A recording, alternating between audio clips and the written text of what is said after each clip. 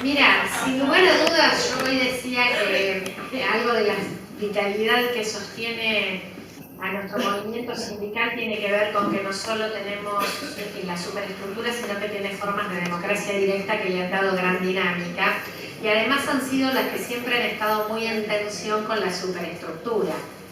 Digo, y esto pasó siempre, por eso hubo sindicalismo colaboracionista, nosotros hacemos bandolismo, entonces la tensión entre un sindicalismo, pensémoslo en el debate que tenemos en esta propia coyuntura. Digo, porque ahora nos pasa lo mismo. Hemos tenido un sindicalismo combativo, digo, en los propios 90, la CTA nace de una división de la CGT en pleno inauguración de la segunda fase del modelo neoliberal que se empieza con Menem. Y allí, en esta ruptura que aparecía, nace la CTA, pero también nacen corrientes de la propia CGT, totalmente combativas. Ahí nace el BNTA, el grupo de sindicatos, Moyano, con los gremios del transporte, y los movimientos sociales, ¿no? Donde empieza también toda una parte de la clase trabajadora no organizada que perdió su trabajo. ¿Qué hay de la memoria? Miren, la discusión esta de los nuevos movimientos sociales y los viejos, en lugares donde hubo movimientos tan fuertes como el de las organizaciones de desocupados o piqueteros en la Argentina, es porque hay una fuertísima memoria de un movimiento obrero con gran potencia. En esos barrios decían, mi abuelo fue ferroviario, mi papá trabajó en tal lugar. Los que estaban al frente de las organizaciones en el territorio, que se transformó un poco en el lugar de la fábrica o el lugar, era porque tuvieron experiencias sindicales antes. Y siempre hay esta tensión, por eso digo que la unidad del movimiento sindical siempre estuvo fracturada en algún punto y siempre hubo por lo menos dos grandes alineamientos sindicales que tienen que ver con esto, con una parte de la conducción que es más burocrática, más ligada al acuerdo con el poder, al gerenciamiento, a un sindicalismo más gerencial. Hoy lo tenemos en este sindicalismo que quiere administrar el conflicto y al que le dijimos poner la fecha, la reunión, ¿no? Entonces, más dialoguista, y otro sindicalismo que dice nosotros tenemos que enfrentar cuando hay un proyecto. Así nace en ese momento la CTA, y hoy, nosotras como central, yo pensaba hoy en un momento decirle, después, me fui por otro lado, pero nosotros como CTA, que nacemos así, de esta manera en los 90, que nos planteamos ya por la característica de ese tiempo, más una articulación movimentista, ¿no? Con los movimientos de derechos humanos, sociales, medioambientales, de mujer, toda esa programática que constituye parte de nuestra propuesta sindical. Hoy planteamos que nosotros tenemos que ir a una unidad. Nosotros tenemos elecciones el 6 de septiembre de la CTA y hemos tenido divisiones en la propia CTA y estamos diciendo que tenemos, y lo hemos discutido por Congreso, que ir a la unidad del movimiento sindical y a una CGT unificada, pero tiene que ser claramente antineoliberal. Sin lugar, no nacimos en los 90 para sentarnos ahora a acordar. No sé si te respondo, pero... Primero le quería comentar que está aquí la secretaria de Género de Arte Capital, Laura Sotelo, que la nombró antes de para que se vayan acostumbrando, que las mujeres podemos estar solo entre nosotras en un estrado, con ustedes, el público, a los varones, y bueno, que también pueden responder alguna de las preguntas si a ustedes les parece. Bueno, la cultura del trabajo. Hay algo claramente de la globalización neoliberal y además de la crisis. Todavía estamos en la crisis que el propio capitalismo produce, estas crisis cíclicas que genera. Pero hay una crisis que se abre con la que conocimos como la subprime, la del 2008, que es una crisis que todavía sigue abierta. Y hay que pensar qué características tiene y cómo se pagan estas crisis, porque la verdad que es cierto que la fase actual del neoliberalismo tiene formas de dominación. A mí me gusta el planteo que hace Alexander Roy, que es un sociólogo de la Universidad de San Martín, dirige un centro de estudio que ha compartido algunas de nuestras capacitaciones. Y él habla un poco de las formas de dominación en esta fase neoliberal, porque piensa, una cuestión es cuando la relación era de producción, el sistema capitalista hasta su fase previa a la neoliberal. Había algo a lo que te podían convocar, que era, por ejemplo, a pensar en el ascenso social, en el poseer, digamos, cuando había una relación con lo que se producía, había algo de ese orden, ¿no? Algo aspiracional, algo que uno podría pensar en el ascenso, hasta en ser un emprendedor en serio, un empresario, no un emprendedor que venda choripán en la puerta de la casa. Entonces, con la fase de financiarización eso se termina. En realidad, ¿qué utopía puede convocarnos como sociedad? A ninguna. Entonces ahí aparece esta idea del ser endeudado, de endeudarte. Digamos, ¿cómo puedes ser sujeto en esta sociedad y tener una pertenencia? Si te endeudas. Entonces hay que endeudar, los yanquis, en Europa, viven endeudadas la vida entera, porque ellos se compran. Entonces hay algo que además, ¿por qué aparecen entonces las contrautopías? Que son otra vez la xenofobia, el racismo, el crecimiento de las derechas, de las ultraderechas en Europa, el racismo en Estados Unidos, el recrudecimiento del racismo. Pensemos con el discurso que ganó Trump, ¿no? Una cosa.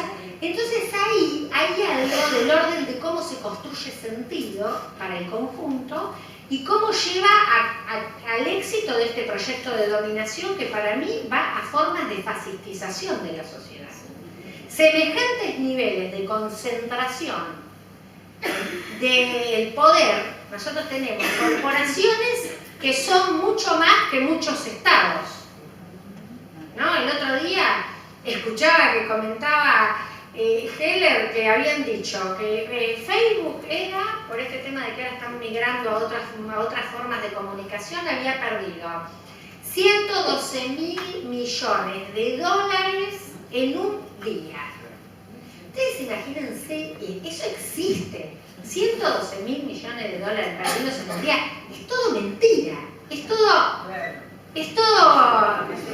ficción. ¿Cuántos estados de América? Que pensemos en los presupuestos que son. Entonces hay algo, sin duda, de esta fase del capitalismo en su fase neoliberal, que tiene que ver con esto, que además, por supuesto, trabaja con la desestructuración social, la ruptura de redes, la desidentidad. Por eso digo que son la contrautopía, lo que te llaman, ¿no? Odiar al negro, al migrante, el enemigo tuyo es el que tenés.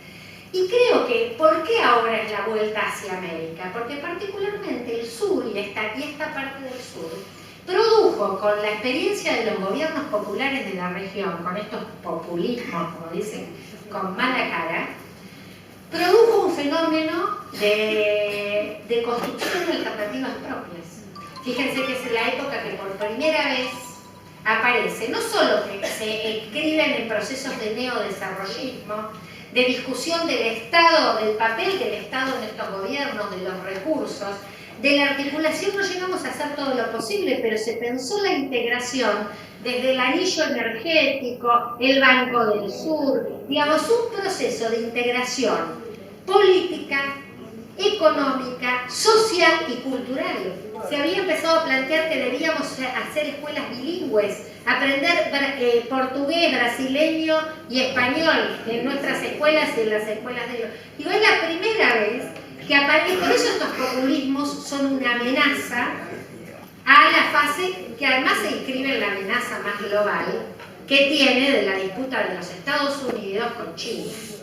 Digo, hoy gran parte de los cuadernitos y los empresarios presos que aparecen es para cerrar los acuerdos comerciales con China, como por ejemplo las represas, y en otros sectores de la economía para que los que ingresen sean las empresas de los Estados Unidos. Está claro que esto es la lucha imperialista en esta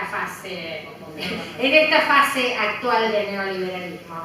Y aquí lo otro que aparecía claro en nuestra América, y esa es la amenaza, digo, por eso son las pesadas herencias que tiene el liberalismo, que son movimientos populares y sociales con mucha fuerza y procesos que tuvieron, donde llegaron a hacer reformas constitucionales. Fíjense cómo resiste Venezuela, es increíble. Es increíble la resistencia divina, si no es porque se ha hecho un proceso.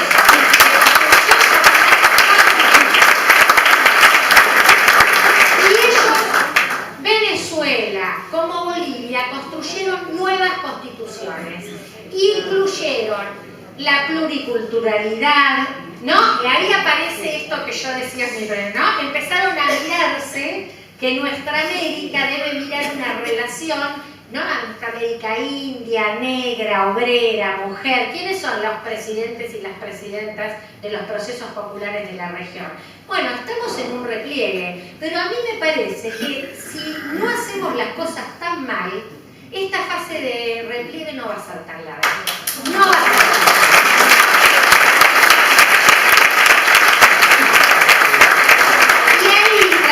Del trabajo, para enlazarla, claro que es una enorme disputa de la batalla cultural, porque la verdad que no está el trabajo en las condiciones tradicionales que la conocíamos, porque hoy la industria no es la industria pesada, la que pone el centro, por más que sigue siendo importante, pero hay una cantidad de servicios en la sociedad y hay una cantidad de trabajos que en las sociedades dependientes, empobrecidas como las nuestras, no se reconocen como tales, pero deberían ser, que debates como reducción de jornada de trabajo y la otra discusión que hacemos desde el feminismo, que es que debemos reconceptualizar trabajo, porque si ponemos que cuidado y familia tiene una interrelación con el mercado del trabajo y que producción y reproducción es parte del sistema que produce riqueza en las sociedades, vamos a tener que discutir cómo redistribuimos el trabajo también y cómo hay una corresponsabilidad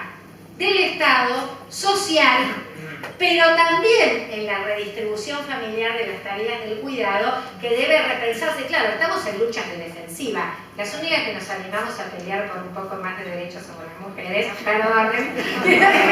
Estuvimos casi.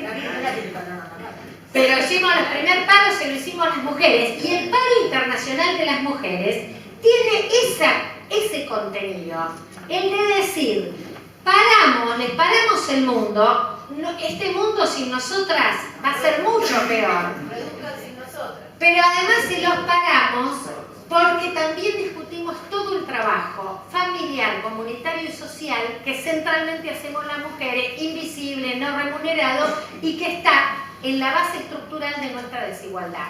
De nuestra desigualdad económica, pero también de nuestra desigualdad política.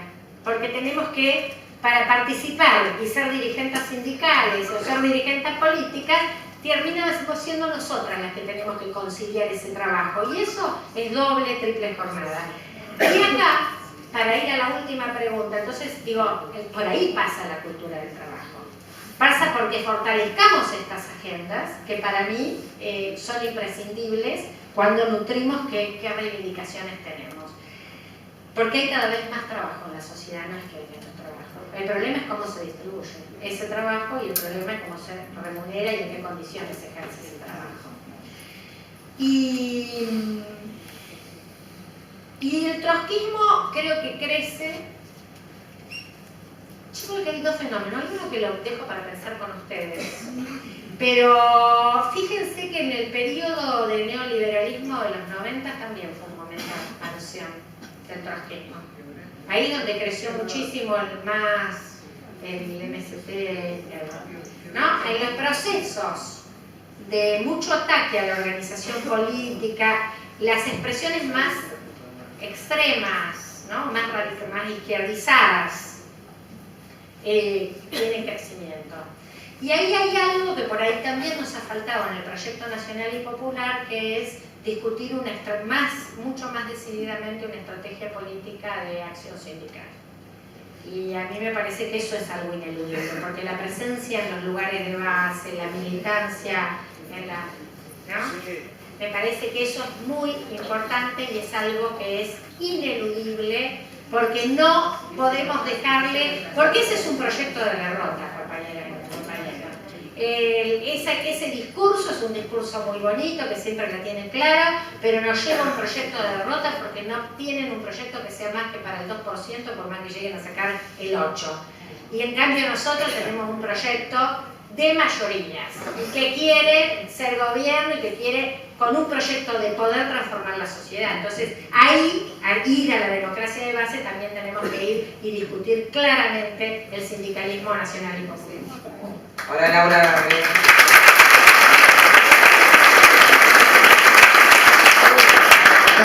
Bueno, gracias por estar pensando a esta hora, por estar debatiendo, la verdad que enriquece siempre.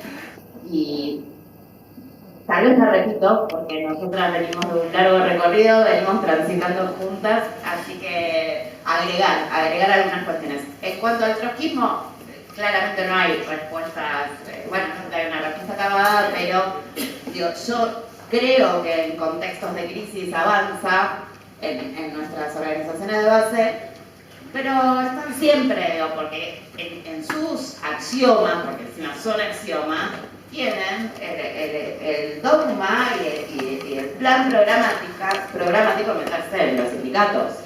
Digo, es el Partido de los Trabajadores lo que necesariamente decanta en la lucha de clases, ¿no? Es lo que te lleva a tomar el poder. Así que están muy metódicamente, creo, como Estela, que ahí tenemos todavía que saldar esta deuda en la hermosa recuperación de la democracia que nos democratizó de los años anteriores, junto a Néstor y Cristina, que no nos dimos una verdadera política sindical, porque hubiéramos sido muy exitosos y exitosas en esas políticas que buscan resultados, que buscan la realidad efectiva, cosa que el trotskismo no. Cosa que el trotskismo lo hace desde afuera. No voy a entrar en la discusión de los métodos, ¿no? Pero y ahí es donde se convierte en una falsa base democrática, porque es desde afuera la discusión y no es con todos y con todas. Entonces yo creo que desde el peronismo de hecho el peronismo es el eje, es el trabajo y por ende sus formas de organizar.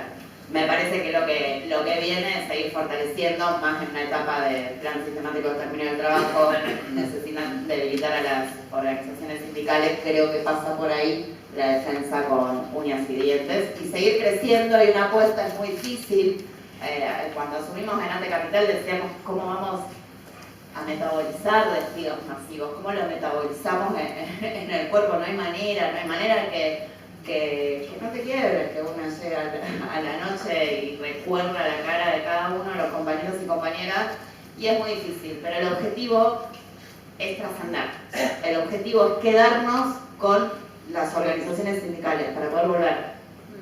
Ese tiene que ser como, y el sindicalismo vertebra la resistencia, como decimos nosotras también, ahora que si nos ven, el sindicalismo en alianza con el feminismo puede ser una gran columna vertebral de defensa, pero también de conquista y de ataque, vamos a usar esa palabra.